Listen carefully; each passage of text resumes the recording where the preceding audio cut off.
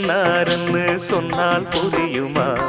அது கொஞ்சி கொஞ்சி பேசுறது கண்ணில் தெரியுமா?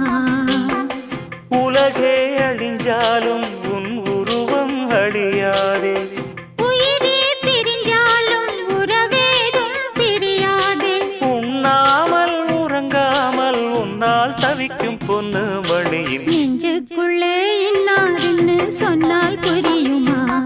அது கொஞ்சி கொஞ்சி